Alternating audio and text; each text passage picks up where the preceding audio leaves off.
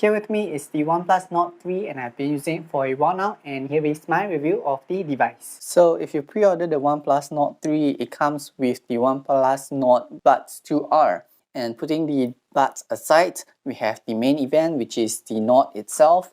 There is a peel at the back for you to simply open it easily, which I like. Opening the box, we have the OnePlus branding here. You have a bunch of paperwork, which are the safety guide, the quick guide, and apparently a message over here, which is kind of rare to see on a mid-range phone because usually these kind of messages are found in a flagship or special edition phone. And you have the safety pin eject too. Next, we have the phone itself, and at the bottom, they give you a warning or a recommendation for you to use screen protector from only OnePlus or its official partners. It is a pretty big phone, but it is okay in terms of holding the phone on one hand. And apart from the phone, there is the power brick adapter. And as you can see at the bottom here, it says that the charger supports up to 80-watt charging, which is the OnePlus or Oppo SuperVOOC proprietary charging speed. There is also the classic OnePlus Red charging cable, which is a USB-A to USB-C connector. So the first thing that struck me for this device is the back of the phone, where I really like how the appearance of it looks like with its color. However, because of the texture of it, it is quite a fingerprint magnet, so I have to constantly clean it whenever I'm using the phone. I'm someone who does not use with a phone case, so this is the consequence that I face. And moving over to the front, it is an AMOLED display that has up to 120Hz refresh rate. It can dynamically refresh between 40 to 120Hz for you to save some battery. It's not too bad compared to better than nothing between 60 and 120, but it is not like the flagship phone where it could tune down to 1Hz to really save even more battery. It is advertised to have 1450 nits of peak brightness. It is definitely not the brightest screen, but it is still very usable under direct sunlight. Also, the bezel around the phone is quite uniform. You couldn't really see much drastic difference between like a thicker chin, so the overall aesthetic, symmetrical feeling of it is really there.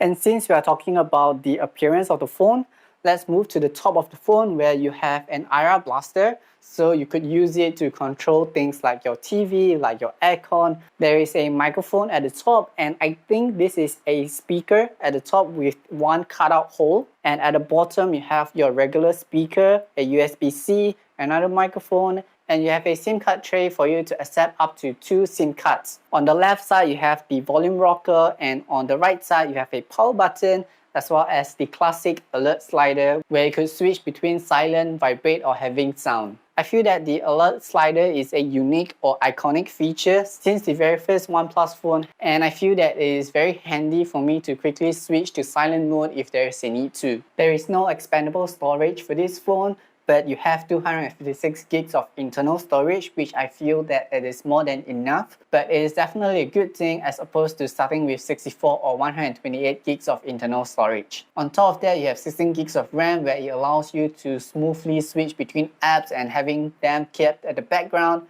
And if there isn't sufficient RAM, there is a settings for you to transfer some of your internal storage to become a RAM, where it adds on additional 4 to 12 gigs of RAM. And since we are at the software side of things, there is usually a software update for the phone, and this is no exception.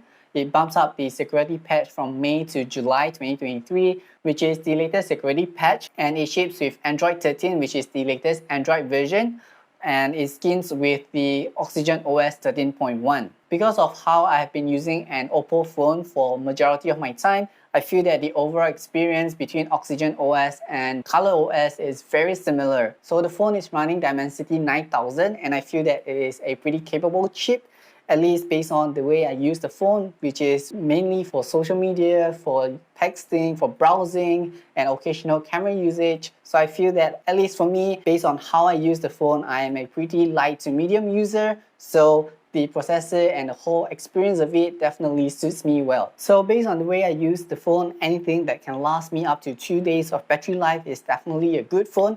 Anything less would be disappointment or slightly disappointment depending on how long it can last. There are things inside the software side such as the battery health to see whether or not the health of your battery is healthy. There's things such as if you were to charge your phone overnight, there is a setting for you to toggle on so it learns your sleep behavior, or rather when you're not using the phone at night. So it stops charging at night while you're asleep, and then it will continue to charge from 80 to 100 the moment you get up. For me, I switched that off, however, because of how my sleep pattern is very irregular. Sometimes I can sleep as early as 8 p.m. and sometimes I can sleep as late as 1 a.m. So for me, I feel that switching that off will suit my pattern better. And speaking of which, the phone can charge up to 80 watts of charging, which is very fast. So based on the time taken that I noticed, it charged from 5% to 100% in about half an hour or slightly more than half an hour. So I would typically charge the phone in the morning. The moment I get up, I plug in the phone, I get myself prepared for the day, and by the time I'm done, I take out my phone, it is fully charged and I'm good to go for the day. I'm happy that the charger is included in the box. Otherwise, the only possible place for you to buy the charger would probably be OnePlus directly, because it is proprietary charger and not the power delivery charger. And there is no wireless charging on this phone, which is perfectly fine for me. But for those who are used to that, then probably this might be a deal breaker for you. Other things which are included on this phone are NFC, which allows me to make payment through Google Pay, and that's a thing which I use a lot. There is an IP54 dust and water resistant, which gives you the peace of mind if you accidentally splash some water onto your phone.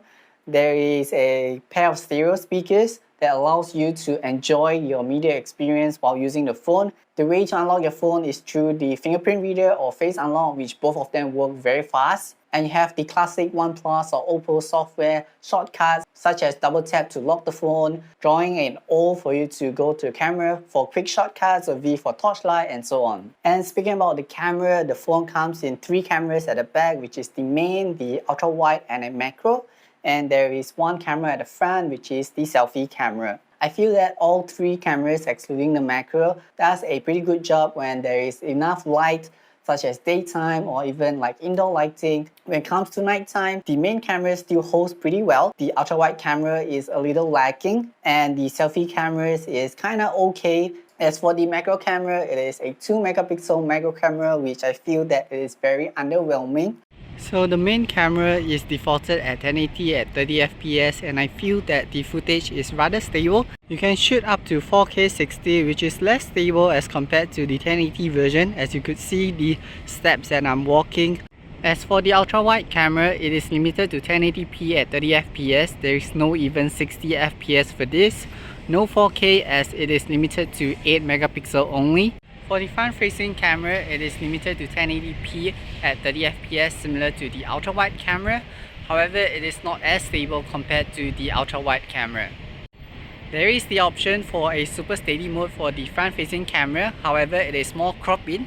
The stability is very good, and with the helping hand of like say a selfie stick, it would probably give you the best possible angle plus stability combined for the selfie camera. So this is nighttime with the main camera shooting at 4K 30, because it doesn't make sense for you to shoot at 60 fps in the dark. There is this AI highlight video mode, which apparently brightens up the video at night, but it limits to 1080p only. So to showcase the AI highlight mode, I go to a darker area, and this is one without, and this is the one with. It does crop in a little and does brighten up the video a little bit. And for the ultra wide camera, it is not really that usable at night as it looks rather grainy and dark. For the front facing camera, I think it is slightly better than the ultra wide camera, but you can see that the details is rather soft. So coming to the price, this phone costs $699, and it comes with a OnePlus Nord 2R, at least from the time I purchased it. I believe the price would have dipped down a little by now, and I feel that the overall package of what you're paying for is really worth it. There are a number of things which I like, which are firstly the vibration motor. It really has a nice typing experience, not like the cheap, mushy ones. The overall experience of the phone is really nice, with the 16 gigs of RAM to the Dimensity 9000 to the software support. The overall camera experience is really good, with the exception of the macro camera. And there are other things included in the phone, such as the IR blaster, the NFC tag, the IP54 water and dust resistance, stereo speakers, and whatnot. And on the flip side, things which I dislike about the phone is firstly the macro camera.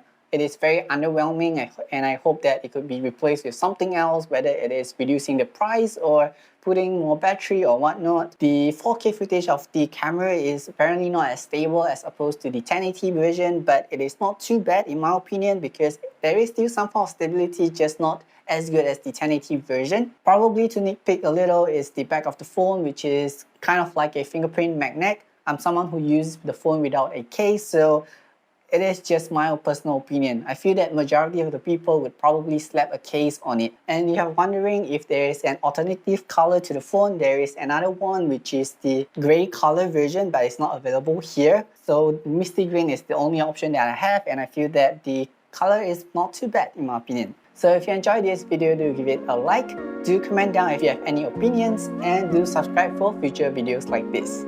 Thanks for watching.